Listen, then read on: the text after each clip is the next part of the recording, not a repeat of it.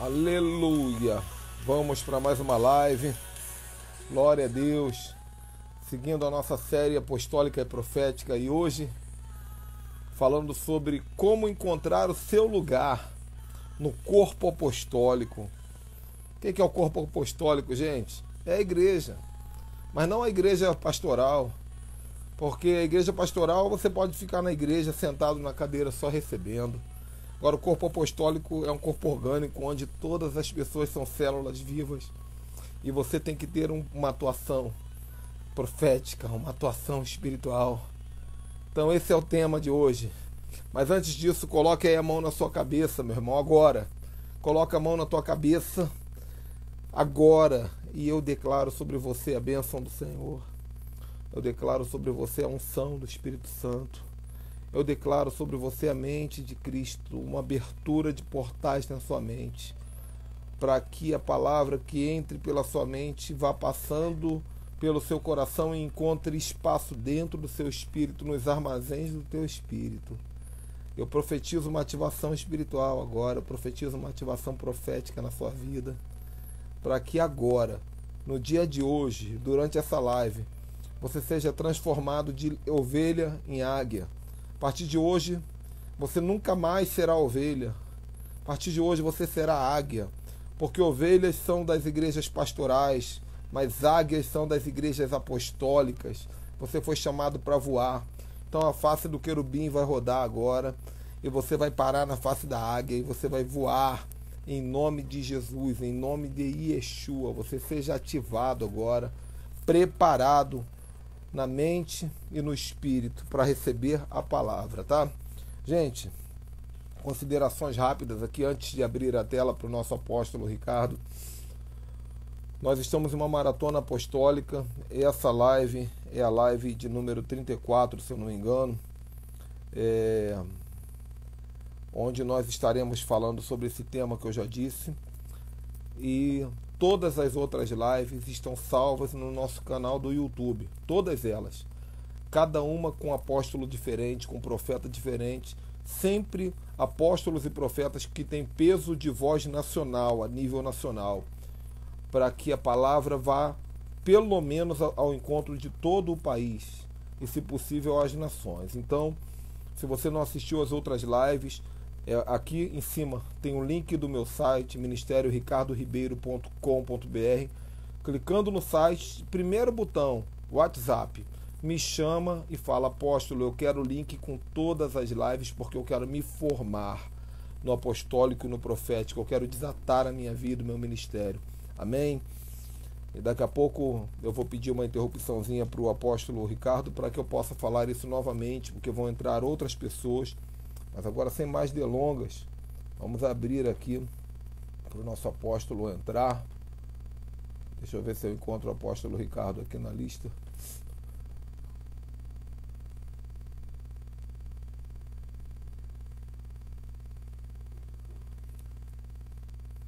Vai orando em línguas aí, meu povo.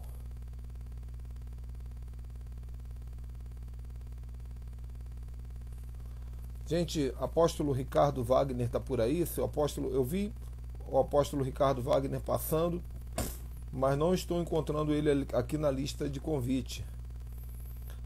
Então, não sei se caiu a internet dele, ou se ele saiu para entrar novamente. Quem tiver aí, quem é da turma dele aí, tô vendo o pessoal da tribo do rei aí, tô vendo o apóstolo Henrique Smith também. Faz um contato com o apóstolo.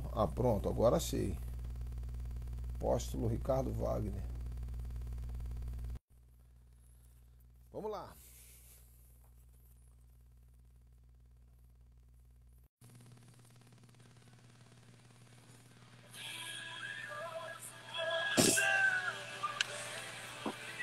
Opa, shalom, shalom, homem de Deus. Shalom, querido. Deixa eu tirar um pouquinho de luz aqui. Ficou um pouco concentrado demais aí. Você já entrou iluminado. Meu xará. Não, eu tava pensando aqui. É muito Ricardo para uma live só, hein? Só que Só que vai dar certo, porque é necessário que tu cresças e eu diminua, viu? Meu Beleza. irmão, Ajeitando um pouquinho aqui para ficar um pouco melhor. ficou bom. Seja Tá. muito bem-vindo à nossa maratona. Está sendo uma bênção. Antes de qualquer coisa, eu queria te dar a oportunidade a se apresentar. Tem muitos apóstolos e pastores que têm nos acompanhado aqui, muitos líderes. Então, se puder, faça a sua apresentação aqui antes da gente discorrer o conteúdo, né? Então, meu querido, meu nome é Ricardo Wagner, e eu sou aqui do Rio Grande do Sul. Eu moro fundamentalmente na cidade de Teutônia, casado, tenho 3 filhos, 2 netos, e talvez a nossa rede, que nós temos rede apostólica aqui, tenha sido a primeira rede apostólica do Brasil. Uau. Já lá final dos anos 90, nós começamos a rede apostólica aqui, e começamos com uma pequena igreja. Eu praticamente fui o primeiro cristão a chegar na minha cidade. Não havia nenhum cristão aqui na minha cidade. Meu Deus! Não havia nada. Uau! Tenho uma experiência muito forte que eu aqui estou todo marcado. Eu literalmente levo no corpo as marcas de Cristo. Fui todo esfaqueado mesmo pela pregação do Evangelho. Meu Deus! É uma história longa, mas uma história que teve, vamos dizer assim, o homem me deixou como morto, colocou pedra em cima de mim, inclusive, e tal, né? Uau! Levei 130 pontos externos, fora os internos, 13 facadas profundas e assim por diante tudo. Meu Deus!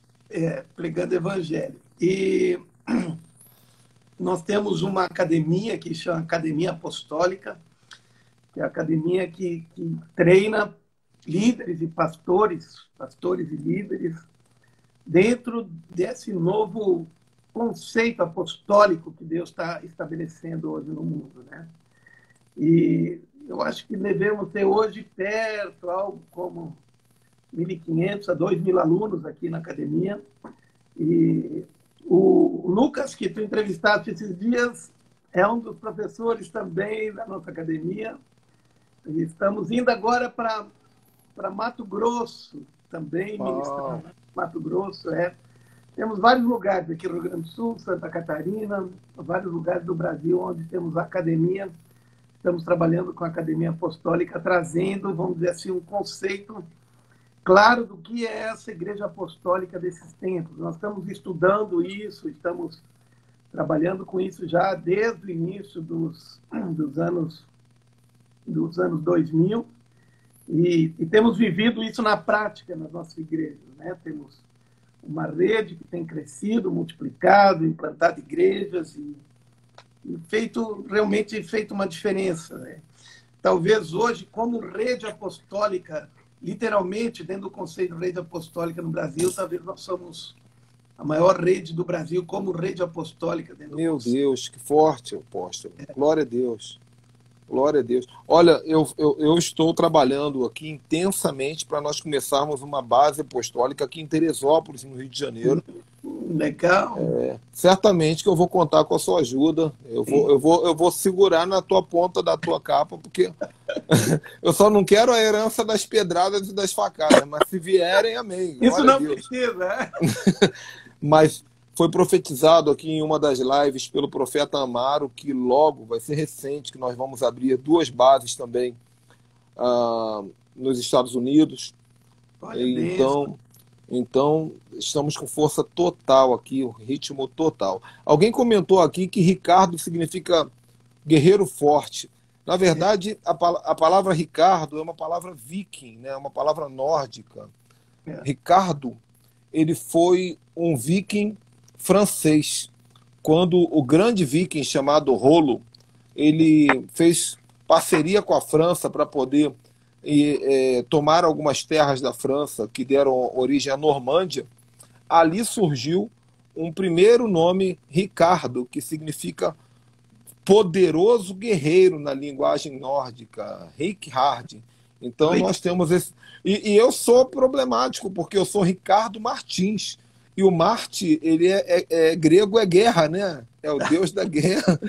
A única coisa que me salva é o terceiro nome, que é o Ribeiro, que é um nome cripto-judeu e que é um nome de alinhamento de aba, de paternidade. Bem-aventurados os que estão junto ao Ribeiro. Isso me salva. Aqui nós estamos aqui num ambiente bélico aqui agora. Aqui. Meu Deus do céu.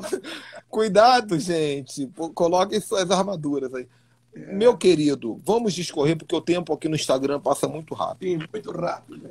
Eu tenho falado muito aqui. Nós estamos, se eu não me engano, vou até conferir aqui para não falar bobagem. Se eu não me engano, esse aqui é o 34º vídeo e eu quero ter pelo menos 400 vídeos aqui. Eu tenho falado isso, sabe? Porque a novela da Rede Globo tem isso, porque eu não posso ter. Não é verdade? É o 34º esse aqui. E todos os assuntos são muito poderosos dentro do contexto dos 5 ministérios, ativação profética, guerra nos ares, Jezabel. Temos falado sobre tudo isso para fortalecer a igreja. E a maioria do povo que nos assiste são apóstolos, pastores e mestres.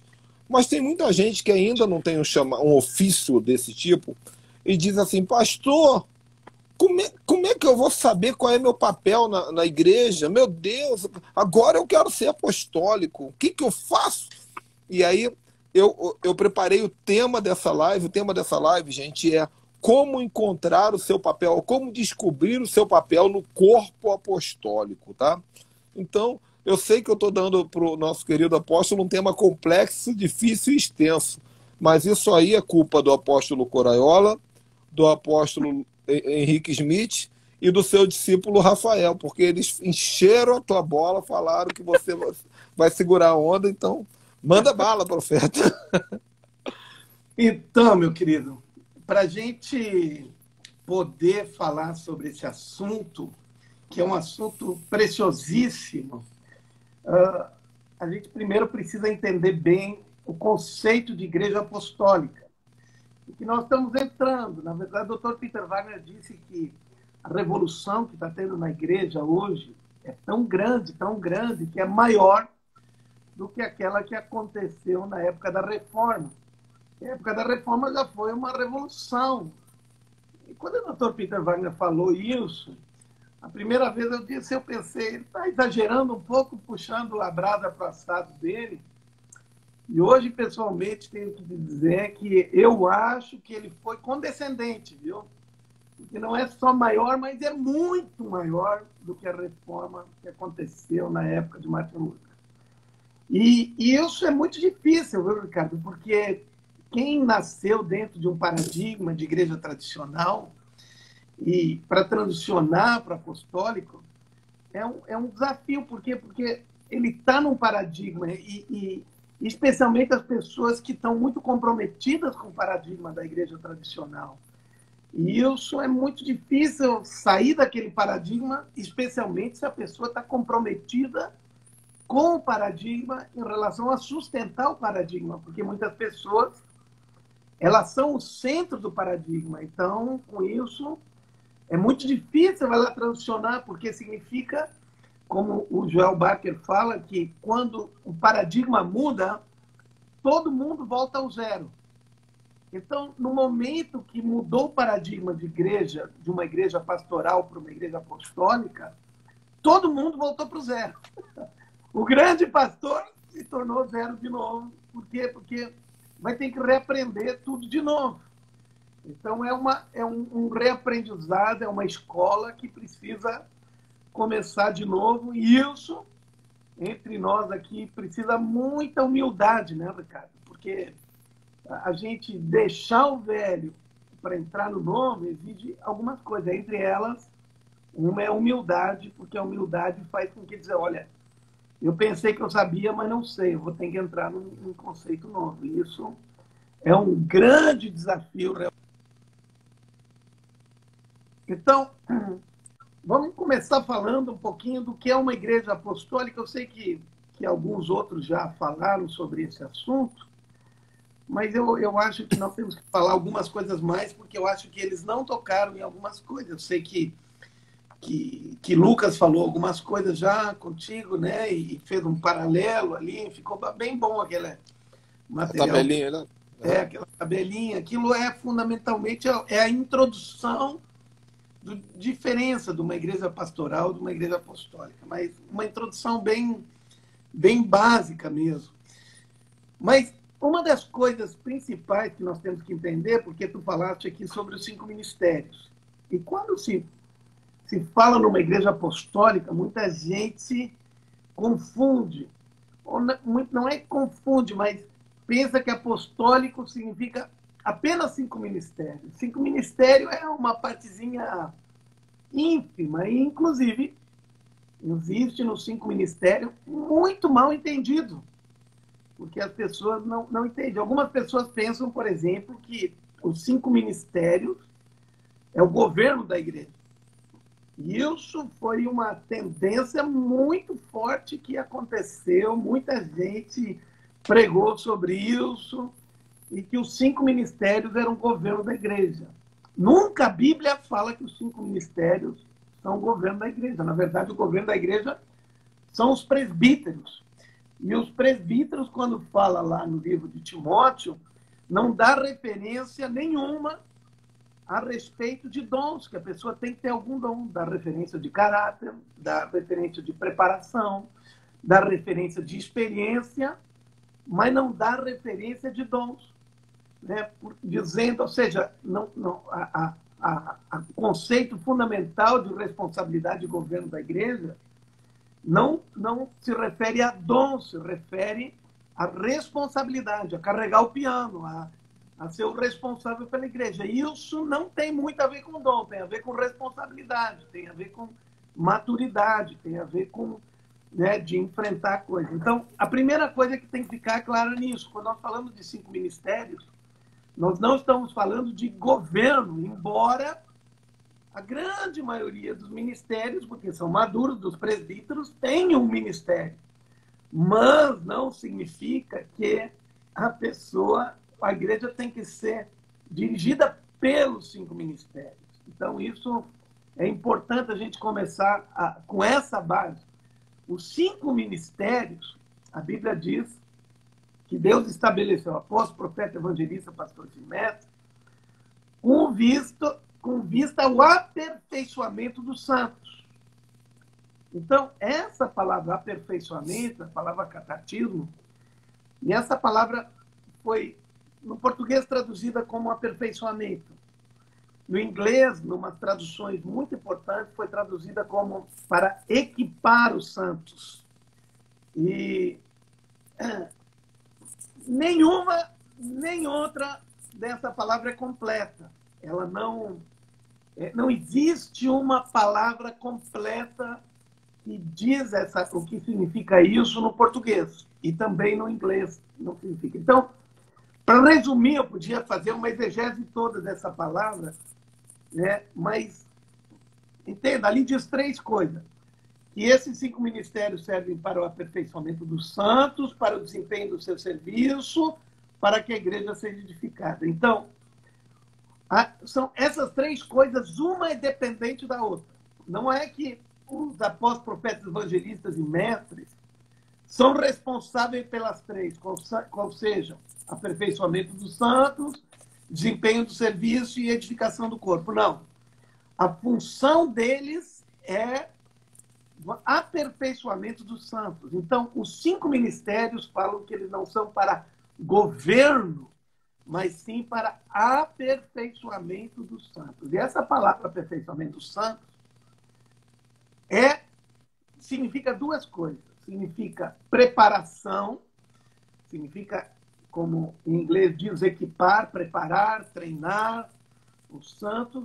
E a segunda coisa, posicionar os santos. Então, não adianta apenas eu treinar os santos. Não adianta eu apenas treinar o povo de Deus. Eu preciso necessariamente posicionar eles também. Senão eu não cumprir com o ministério que a mim é a minha responsabilidade. Então, eu preciso preparar, equipar, treinar e preciso posicionar eles. Entendi. Então, essas 2 coisas são fundamentais. Muita gente nem está preparando, porque é a igreja tradicional, ela nem prepara, ela só pastoreia e nem sequer ela posiciona. Tem muito problema em posicionamento dos santos. Então, essa é uma coisa fundamental que nós temos que partir de agora. Segunda coisa que nós temos que entender quando fala dos 5 ministérios, que é importante, que os 5 ministérios não está escrito que eles desenvolvem o seu serviço. Quem tem que desenvolver o serviço são os santos. Quem tem que desempenhar o ministério são os santos. Então, os 5 ministérios treinam os santos para os santos desenvolverem Fantástico. o serviço. Excelente. O grande problema é que a maioria das pessoas dos 5 ministérios não compreende isso. E fazem o quê? Ao invés de catartismo, treinar e posicionar os santos, eles estão desempenhando o serviço. Eles estão pulando isso. Então, o profeta pensa que a função dele é profetizar. Olha aí, peguei. Que isso aí complementa o que eu falei com o Hudson ontem, com o Hudson Medeiros, que não deu tempo da gente entrar, que são as fileiras proféticas. Né? Porque dentro do profético da igreja, você vai ter a intercessão profética, vai ter a dança profética, vai ter a arte profética, vai ter o ato profético, vai ter o louvor profético. Isso tudo é papel dos santos que são aperfeiçoados pelo profeta. É por aí? Isso, exatamente. Então, o apóstolo, qual é a função do apóstolo? Logicamente, que a função do apóstolo é gerar uma igreja apostólica. Não é ele ser o cara. Por isso que, no início, quando começou a falar dos 5 ministérios, os primeiros livros focaram muito errado. Por quê? Porque eles focaram na pessoa do apóstolo. Quem é o apóstolo? O que o apóstolo faz? Como é? O que não é? O profeta, como ele profetiza, como isso, como aquilo. Focaram na pessoa. E por isso, o que aconteceu é que muita gente pensou que ser apóstolo, ser profeta, era uma, vamos dizer assim, uma distinção. Né? Ou ser um evangelista era uma distinção, era um cargo de excelência.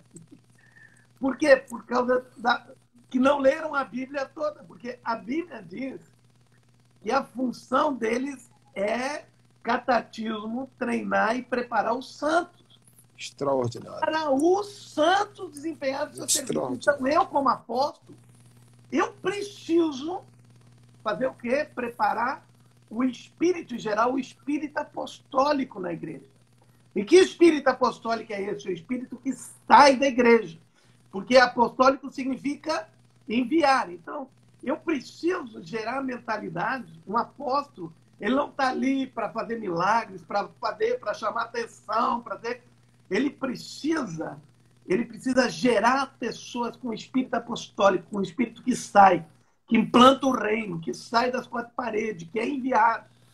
É o lançador de flechas, né? É o lançador de flechas. Eu até falei esses dias, apóstolo, que uma das grandes falhas que o diabo entrou e destruiu a visão celular, né? Que a visão celular ela foi uma estratégia humanizada para tentar traduzir a visão celestial, que é essa que nós estamos falando. E a visão celular ela tem a escadinha do sucesso, né? Que se prega ganhar, consolidar, discipular e enviar. Só que os apóstolos, eles acabaram se tornando esse tipo de apóstolo aí, que eles ganhavam, consolidavam, discipulavam, mas na hora de enviar, eles falavam assim, filho, dirige uma célula ali com 4 pessoas e esse aí é o teu envio. E aí, é claro, se você não envia, a pessoa se envia. E aí entrou aquela divisão, aquela problemática toda que até hoje acontece. Mas então, o evangelista também, muitas vezes, ele pensa que o problema, que a função dele principal é evangelizar. Mas não é. Meu Deus. A função principal do evangelista é gerar uma igreja evangelística. Isso as pessoas muitas vezes não compreendem. Né? E precisa isso, as pessoas precisam aprender isso. Então, mas como é que o evangelista vai ensinar uma igreja a ser evangelística? ele vai ensinar porque ele é um modelo, porque ele é um exemplo, porque ele faz, porque ele tem background para fazer isso aí. Então, esse é o primeiro conceito que nós temos que ter. Por exemplo, eu sou um apóstolo, então eu, por exemplo, eu tenho uma gana para implantar igreja, eu sou implantador de igreja, implantei dezenas de igrejas já, eu tenho um amor por isso. Quando eu não estou implantando uma igreja, eu fico nervoso. Quando eu não estou transicionando uma igreja, eu fico... Por quê? Porque nós precisamos implantar igrejas. Não existe modelo evangelístico mais poderoso debaixo do céu que implantação de novas igrejas. Então, implantar igreja é um modelo poderosíssimo. Quem não tem visão de implantar igreja, não tem visão apostólica. Por isso que o apóstolo Paulo queria implantar igreja, implantar igreja, implantar igreja. Era o que ele queria fazer, porque esse é o modelo de Deus para multiplicação do reino, para fazer. Mas não só isso. Eu vi que tu vai trabalhar com as 7 áreas de influência também, e esse é o fundamental que nós temos que trabalhar. Agora nós vamos chegar, quem sabe se der tempo hoje, vamos chegar sobre esse assunto que é fundamental. Mas vamos. Primeira coisa, nós precisamos entender esse contexto aqui para entender que não existe figurão dentro de uma igreja apostólica. Vou dizer de novo. Não existe figurão numa igreja apostólica. Se tiver, em outras palavras, desculpe interromper, mas eu gosto de selar isso. Em outras palavras, se tem figurão, não é uma igreja apostólica. É mais ou menos isso, exatamente isso aí. Por quê? Agora eu vou falar alguma coisa que talvez vai chocar muitas pessoas que estão nos escutando. Apesar que a igreja tinha que começar em Jerusalém, porque Jerusalém tinha um modelo e o conceito, a cultura hebraica, e a igreja precisava ser gerado dentro de um ninho de conceitos hebraicos, porque para que tivesse a estrutura de poder que ela tem, a estrutura orgânica, a visão hebraico que tem, a visão de família, a visão não institucional. E, bem, eu não sei se tu fez uma live com o Lucas falando sobre esse assunto. Falou sobre a influência grega. Isso. Muito interessante. Isso, nós podíamos fazer uma live, quer dizer, 5 lives disso, eu falando contigo aqui. Eis-me aqui. Esse é o ponto-chave de tudo, aonde tudo inicia. Né? Entender bem o conceito hebraico e o conceito grego. Mas precisava a igreja nascer num berço, num ninho hebraico, porque precisava ter os paradigmas e os conceitos e a cosmovisão hebraico. Mas, infelizmente, Jerusalém não foi o modelo de igreja apostólica. Por quê? Por muitos motivos. Primeiro, era uma igreja centralizada nos 12 apóstolos. Olha, chegou em Atos 6 e os apóstolos eram que distribuíam o alimento para as mulheres. Os apóstolos é que distribuíam. Eram eles que distribuíam. Eles que estavam fazendo isso.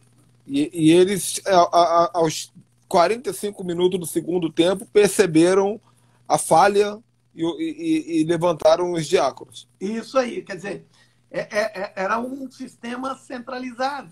Segunda coisa disso, que todo mundo trazia os seus recursos aos pés dos apóstolos.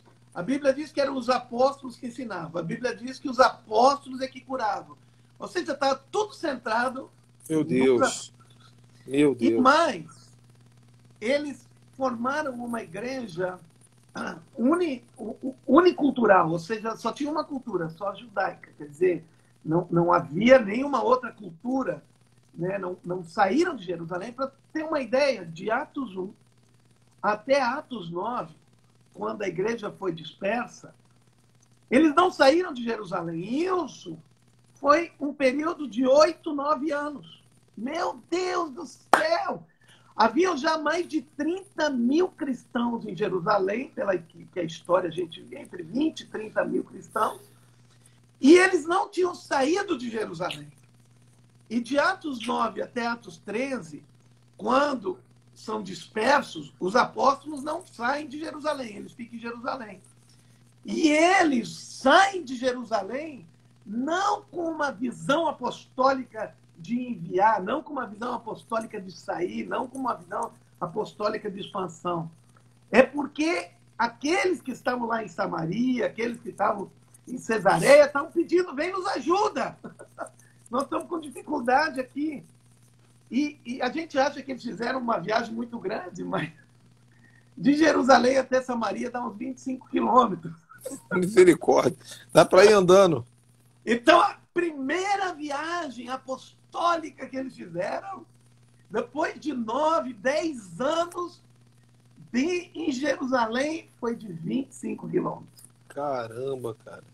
Eles tinham muito pouco, e a gente não vê o desenvolvimento de presbíteros na igreja, a gente não vê o desenvolvimento de ministérios na igreja, tu não vê estabelecimento de novos ministérios em Jerusalém, tu vê que ficou concentrado e não podia pregar, tu vê o problema que Pedro teve para pregar para os gentios e assim por diante. O modelo de igreja para nós, como igreja apostólica, é um modelo de Antioquia. Antioquia é um modelo de igreja, onde surgiram, depois dos 12 apóstolos, os primeiros apóstolos, que foi Pedro, que foi Paulo, que foi Barnabé. E ali tudo mudou. Em Antioquia, a Antioquia deu uma volta por cima. Primeiro, aqueles 5 pessoas que estavam ali em Antioquia, eles eram muito diferentes. Havia os judeus, como Paulo e Barnabé, mas haviam outros ali. Um era negro, outro era Colasso de Herodes. Quer dizer, eles eram completamente diferentes, gente com estirpe diferente. Era multirracional a igreja. Segundo, era preste atenção aqui, importante isso que eu vou te falar agora. O que Barnabé fez? Barnabé foi lá buscar Paulo, e quando eles voltaram, a Bíblia diz que diariamente, durante 1 ano, eles treinaram os discípulos. Diariamente, eles ensinaram os discípulos. Isso não aconteceu em Jerusalém. Em Jerusalém, eles pregavam aleatoriamente. O primeiro sistema de treinamento proposital que havia na história da igreja foi Antioquia. Então, fantástico. Antioquia construiu um modelo metódico de formação e de treinamento, de preparação de pessoas. Então, vê, havia pessoas com mentalidade diferente. Havia ministérios. Ali fala que havia profetas e havia mestres. Se vê que havia ministérios já trabalhando. Depois surgiram os primeiros apóstolos, depois dos 12, surgiram de Antioquia. Depois tinha um sistema proposital de treinamento, um sistema de treinamento organizado. Não era um sistema de treinamento, não, vem aqui, a gente vai falar uma palavra. Não, não. Durante 1 ano, todos os dias, eles estavam treinando, eles sabiam o que eles precisavam fazer com aquele povo. Tanto que depois de 1 ano, eles foram embora. Os caras estavam preparados para assumir a igreja em Antioquia. Outra coisa, quem estava fazendo os milagres em Antioquia, que fala na palavra, era o povo, não eram os apóstolos. A Bíblia diz que estavam acontecendo milagres lá, e, na verdade, Barnabé foi lá só confirmar ele, dizer, continua fazendo. Ou seja, eram cristãos de impacto, cristãos que impactavam a sociedade. Não estava concentrado, não era um sistema concentrado, era um sistema desconcentrado. Era um sistema onde cada crente produzia os seus resultados, aquilo que fala em Efésios. Então, Antioquia, e agora, para mim, é aí que eu quero chegar, num ponto fundamental. Foi a primeira igreja que organizou propositalmente uma equipe apostólica para sair e ser enviados para pregar o evangelho em outros lugares. Propositalmente, ou seja, eles não foram chamados, eles não foram Eles não foram expulsos, eles foram propositalmente para outros lugares e implantar o reino de Deus. Então, surgiram aqui duas coisas. Primeiro, não foi uma igreja reativa, foi uma igreja proativa. Ou seja, eles foram antes, eles estavam na frente, eles se avançaram. E a segunda coisa, formaram equipes apostólicas modelo. Fantástico. E aí agora nós entramos numa coisa fundamental quando nós falamos de 5 ministérios. Preste bem atenção, todos que estão nos escutando aqui, é importante isso que nós vamos falar agora. Que o livro de Atos, cara, ele não fala... Se eu te perguntar, me diz no livro de Atos dos Apóstolos, que a gente diz que o Atos dos Apóstolos fala da vida da igreja. Me diz um capítulo do livro de Atos dos Apóstolos que fala como a igreja vivia. Não. Ele fala dos Atos dos Apóstolos. Ele fala das equipes apostólicas. Dos atos das equipes apostólicas. Das equipes apostólicas, exatamente. Fantástico. Atos dos Apóstolos não fala da igreja local. Lá no início, capítulo 1, capítulo 2, um pouquinho, mas, na verdade, todo o livro de Atos fala de uma outra estrutura que nós não temos hoje na igreja. Por isso que eu disse, tem coisas aqui que são muito fortes e que podem chocar um pouco a mentalidade tradicional. Por quê? Existem duas estruturas na Bíblia que são estruturas que têm autoridade na Bíblia, que são os presbitérios. E agora, preste bem atenção. Não estou falando de pastores. Eu vou falar uma coisa agora que as pessoas podem me chamar até de herege, se quiser. Está compreendendo? Mas a palavra pastor, para representar o líder da igreja, nunca aparece na Bíblia. O que aparece na Bíblia são presbíteros ou bispos. Sim. E é a mesma coisa. Sim. Bispo não é maior que presbítero. Inclusive, um parênteses aqui, eu fiz um estudo de todos os primeiros livros dos pais da igreja, que são Inácio, Irineu, Tertuliano e assim por diante, para entender aonde desapareceram os apóstolos e por que desapareceram os apóstolos. Uhum. E, na verdade, o motivo fundamental por que desapareceram os apóstolos é por causa do surgimento dos bispos. Escute o que eu vou falar agora. A palavra bispo, que a Igreja Católica depois, porque esse foi o processo, o que aconteceu? Haviam as igrejas locais. Vamos lá. Nas igrejas locais, havia um presbitério. Nunca no Novo Testamento se viu uma igreja local com um pastor ou com um presbítero. Nunca. Sempre era um presbitério. Deus nunca concentra poder. Entende uma coisa? Todo conceito de concentração de poder é antibíblico. Vou falar de novo. Todo conceito de concentração de poder é antibíblico. Então, Deus nunca concentra numa pessoa poder. Ele sempre divide num grupo de pessoas. Por isso é um presbitério e não um presbítero apenas. Sempre, quando Paulo ia nas igrejas, e ele instituía presbíteros e formava um coletivo de presbíteros que é um presbitério. Por isso que são equipes apostólicas, não é um apóstolo, são equipes apostólicas. Por isso que Jesus não estava sozinho, Jesus tinha uma equipe junto com ele. Uhum.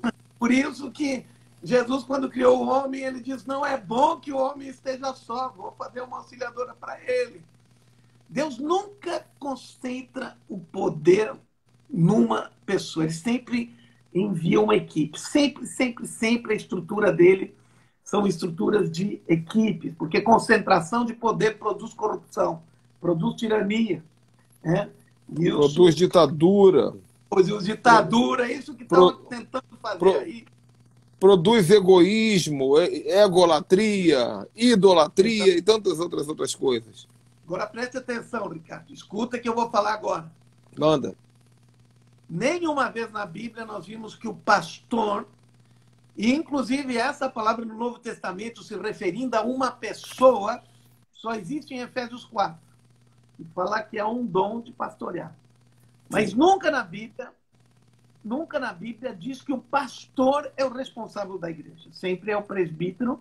E presbíteros vem da palavra presbúteros no grego, que significa ancião. Inclusive na revista e corrigida está traduzido como ancião a palavra presbítero.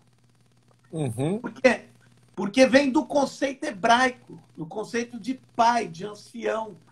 Os líderes, quando Deus mandou Moisés para o Egito, ele diz, vai lá procurar os anciões, porque os anciões eram os líderes do povo judeu. Então, o conceito de ancião é um conceito hebraico, ou seja, um conceito de liderança daqueles que são maduros, daqueles que estão na família, os principais, os progenitores, vamos dizer assim. Sim. E bispos é a palavra episcopos. Episcopos. Ou seja, episcopos é ver sobre. Então, scopus é ver, é epi sobre. Então, a tradução literal seria supervisor. Eita! Essa é fantástico. a palavra. Fantástico, A palavra perfeito. bispo não deveria ser traduzida como bispo, porque deveria ser supervisor. Perfeito. Bispo criou uma posição.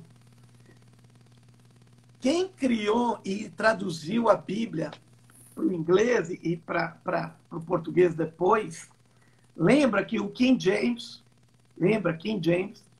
foi o rei Tiago que mandou traduzir a primeira tradução para o inglês. Sim. E ele traduziu a palavra episcopos ao invés de supervisor como bispo. E em letra maiúscula. Sim. Deus criou um conceito de posição. Sim. Por quê? Porque lá no início da igreja, preste atenção, lá no início da igreja, havia o presbitério, e no presbitério há um primo inter pares. Isso sempre houve na palavra de Deus. Eles são iguais. Por exemplo, dos 12 apóstolos, tinha todos eram apóstolos de Jesus. Mas tinha um primo inter pares, primeiro entre iguais. Quem era? Pedro. A Bíblia diz, quando Pedro se levantou, todos se levantaram com ele. Ele não era mais que os outros. Ele era um apóstolo como os outros. Mas todos reconheciam ele como aquela pessoa que, vamos dizer assim, era um ancião, era uma pessoa que tinha mais peso, né? E agora preste atenção. Com o tempo, eles começaram a chamar esse primo inter pares de bispo. Isso não é da época bíblica, é da época depois, dos pais da igreja. Sim. Então, eles começaram a chamar o primo inter pares. Entendi. E todos eram bispos, tanto que a Bíblia, quando Paulo escreve, por exemplo, para Filipos, ele escreve aos bispos e diáconos. Não tinha um bispo só. Aos bispos, que eram os presbíteros da igreja, era o presbitério da igreja. Muita gente diz, não, tem um bispo só em cada igreja. Não. Paulo escreve aos bispos e os diáconos da igreja que estava em Filipos. Então, eles pegaram depois da época bíblica e distinguiram o primo inter pares e deram o nome para ele de bispo, então, episcopos, que supervisionaria. Depois surgiram igrejas ao redor das grandes cidades. E agora, os apóstolos morreram aqui. Agora, quem vai supervisionar?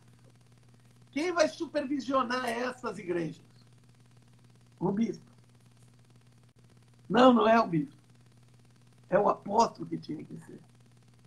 E eles substituíram um dom por uma posição. E acabou o dom. Então, literalmente, os bispos acabaram com os apóstolos. Uau! E mais, o pior de tudo ainda que eu te falo, cara, que acontece? Que quem trouxe de volta o conceito de bispo para a igreja é o movimento neopentecostal e o movimento apostólico. Meu Deus do céu! Quando eu vejo apóstolos estabelecendo bispos, eu disse, meu Deus, eu não conheço a história. Mas essa revelação é muito profunda e muito avançada. Isso, eu oro para que vocês que estão assistindo divulguem essa live aqui com exclusividade. Inclusive, eu vou mudar o nome dessa live aqui, viu? Eu vou mudar o título, porque o título define o destino, né? E esse assunto é muito profundo e confrontador. Vamos lá. Eu vou tá dizer mais uma coisa. Na Bíblia não existe nome de pastor para os líderes da igreja. Quando foi que começou a se usar pastor? Foi na época da reforma. Os reformadores começaram a usar o conceito de pastor. E entende uma coisa, preste bem atenção agora, que para mim, o grande inimigo da igreja atual é o conceito de pastor. E para mim, agora, entende? Eu quero que não seja mal entendido. Mas o conceito de pastor é um conceito que o diabo quer que permaneça na igreja. Por quê? Entende? Quando eu falo para uma pessoa, tu é o pastor da igreja, e ele pega o conceito, pastor. Pastor faz o quê? Cuida do rebanho. Cuida do rebanho, pastoreia. Ele tem que cuidar, e tem que ir lá cuidar de uma pessoa, do outra. Deixa eu te perguntar uma coisa, Ricardo. Eu não. Quantas pessoas um pastor tem condições de guardar o nome numa igreja? Eu, no meu maior esforço, talvez uns 50. Se tu não consegue guardar o nome de 50, 100 pessoas, como tu vai cuidar de 100 pessoas? Sim. Meu Deus. Então pensa, o pastor tem na mentalidade dele, eu preciso pastorear, eu preciso cuidar das ovelhas. Então, a minha dedicação é cuidar das ovelhas, é pastorear as ovelhas. O que eu vou fazer? Eu vou cuidar das ovelhas. A Bíblia nunca diz que é isso que o pastor tem que fazer. O pastor tem que fazer o quê? Ele precisa supervisionar para que as ovelhas sejam cuidadas. Porque é isso que ele é. Ele é um bispo. Ele tem a função de bispar, de episcopos, ou seja, de supervisionar para que as coisas aconteçam.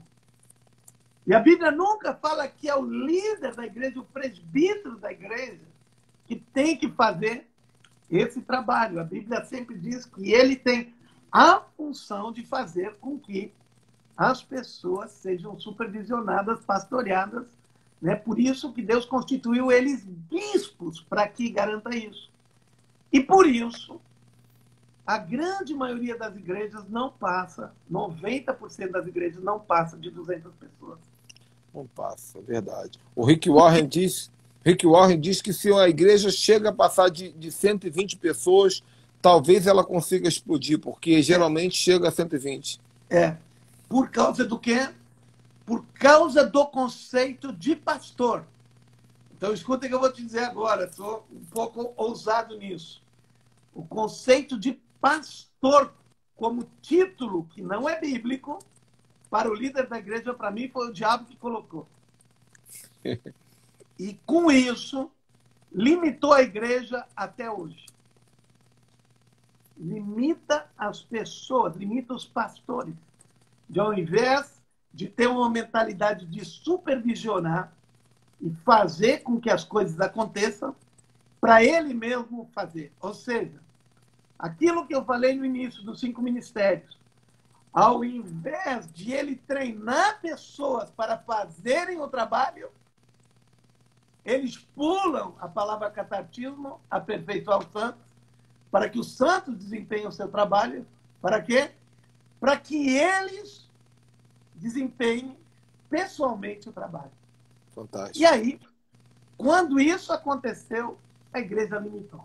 a igreja Fantástico. ficou limitada, ou seja, ela parou de expandir. Esse é um dos motivos, tem muitos outros, mas nós estamos entrando nessa questão aí de colocar o meu lugar onde eu estou no corpo de Cristo, e nós precisamos entender isso bem direitinho nesse contexto todo aí que nós estamos falando.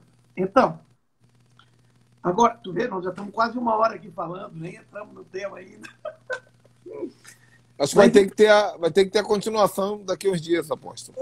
Então, vamos falar sobre o segundo. Eu falei sobre o presbitério, que é primeiro nível de pessoas, primeiro grupo, primeira estrutura de responsabilidade e de autoridade na igreja. Existe um segundo grupo em que a Bíblia dá muita ênfase.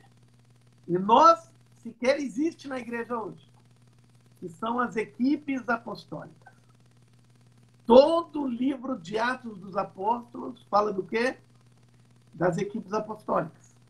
Então, Paulo, a primeira equipe apostólica, Atos 13, primeira equipe, houveram antes outras, porque foi Pedro e João, foram para formar uma equipe apostólica que foram, né? Mas, vamos dizer assim, dentro do contexto da igreja que nós estamos vivendo hoje, e entendendo o conceito, a primeira equipe apostólica dentro do modelo é que nós podemos ver, foi Paulo, foi Barnabé, né? E João Marcos, que fizeram a primeira incursão apostólica para a implantação de novas igrejas e expansão do reino. E aí teria muita coisa que falar, porque a gente vê que eles formaram os centros apostólicos e podemos falar sobre o que significa os centros apostólicos, por que formaram os centros apostólicos, quais foram as cidades básicas de formação dos centros apostólicos, o que é um centro apostólico, porque Paulo, por exemplo, ele deu ênfase em Éfeso, que ficou 3 anos e meio, em Corinto, ficou 2 anos, e em Antioquia, que ficaram 1 ano lá, e outros lugares que eles ficaram 1 mês e meio, 1 mês, 2 meses, 2 semanas, porque eles ficaram tanto tempo num lugar e tão pouco no outro. E tudo tem uma razão por causa disso. Mas as equipes apostólicas entendem que é um sistema autônomo também. E aí que é importante a gente entender. Todo o sistema apostólico é um sistema de autonomia e não de centralização. Então, a gente não cria filhos para serem dependentes nossos. Nós criamos filhos para que eles sejam autônomos, para que eles sejam pais. Sempre serão nossos filhos. Mas nós queremos que eles tenham autonomia, que eles tenham autonomia financeira, que eles tenham autonomia de decisão na vida deles e sigam as bases que nós ensinamos a eles. Essa é a base que nós temos para os nossos filhos. Então, nós precisamos gerar essas equipes apostólicas, e essas equipes apostólicas têm todo o DNA da igreja. Vou falar de novo, essas equipes apostólicas têm todo o DNA da igreja, e elas conseguem, por elas, implantar novas igrejas. Então, uma igreja apostólica que não tem a visão de gerar equipes apostólicas e enviar equipes apostólicas, ela não pode se chamar apostólica ainda. Uau, meu Deus. Por quê? Porque o conceito apostólico é um conceito de enviar. Se eu não enviei, se eu não fui, hoje nós podemos, vamos dizer assim, trazer esse conceito um pouco por causa dos sistemas que nós temos de tecnologia, pode mudar. Paulo tinha que ir, porque não tinha como se mover rápido. Mas hoje nós podemos ficar na mesma cidade e podemos implantar uma igreja daqui a 50 quilômetros, 100 quilômetros, podemos ir para lá e implantar. Naquela época não tinha isso. Hoje nós estamos falando aqui, tu está em Teresópolis. Eu aqui no Rio Grande do Sul, nós falando, ou seja, podemos implantar uma igreja assim à distância. Mas o conceito é para fora. Então nós precisamos ter o conceito de gerar e enviar equipes apostólicas.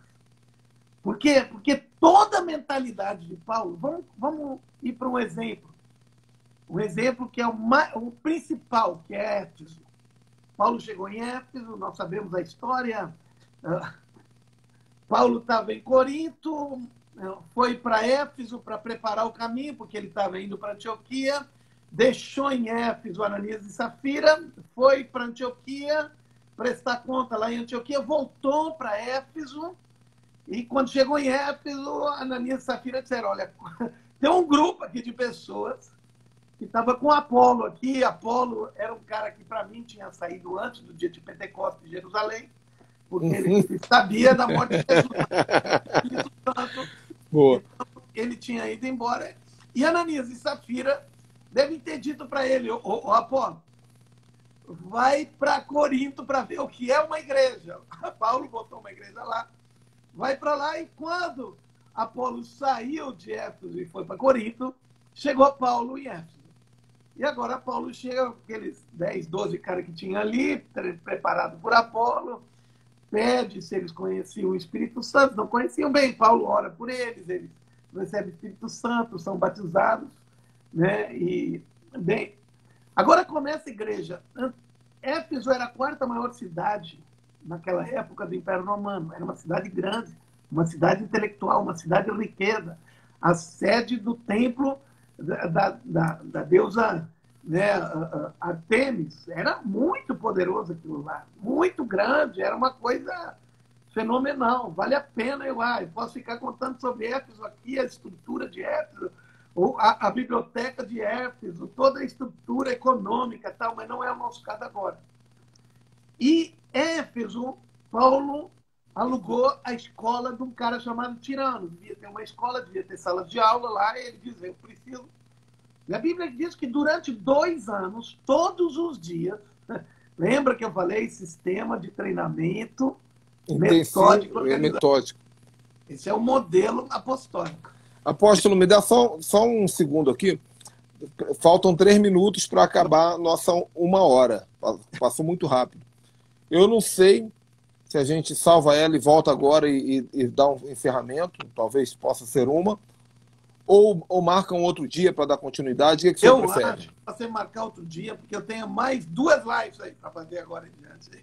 Então, para mim vai ser uma honra muito grande. Eu sei que seu tempo é um tempo precioso, mas o povo está querendo. Então, gente, olha só, vamos dar uma interrupção e vocês vão ficar atentos.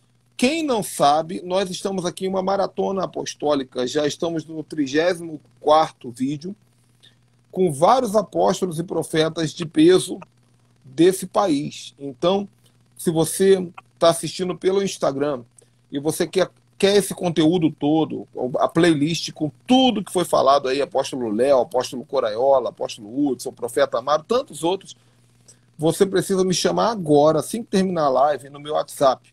Meu WhatsApp está aqui na descrição e tem o link do meu site também. Se você clicar no link, vai abrir o meu WhatsApp, você vai ver o botão do WhatsApp, me chama e diga, apóstolo, eu preciso da playlist completa. E fique no nosso grupo do WhatsApp, que eu vou te informar qual é, para que eu te diga quais são as datas da próxima live com o apóstolo Ricardo. Apóstolo, só falta 1 minuto agora. Então, o que eu só posso fazer agora é te agradecer e te deixar dar as considerações finais. Então, primeiro, obrigado, Ricardo, por essa oportunidade da gente estar transmitindo. Eu vejo que o pessoal aqui está bem interessado nas coisas, as Sim, coisas mais. que estão vindo. E vão lá, curte a minha página também, Ricardo Wagner RS, lá, vão lá, curte também no Facebook, lá, pode ir, Ricardo Wagner Apóstolo, lá, pode ir. E vamos conversar. Eu acho que a gente pode fazer várias lives conversando sobre essas questões apostólicas aí, porque a gente só está no início, né? Olha, esses conceitos aí. Hoje eu passei um dia de guerra espiritual e eu sabia que hoje seria um divisor de águas. Nós estamos entrando aqui nessa maratona para um nível bem mais profundo e fiquem conosco, gente. Parabéns a vocês que assistiram. Ao apóstolo Ricardo, eu só tenho aqui, palmas para a sua vida e para Jesus. E eu falo contigo aqui via WhatsApp. Muito obrigado, viu? Benção. Deus abençoe. Tchau. Todos.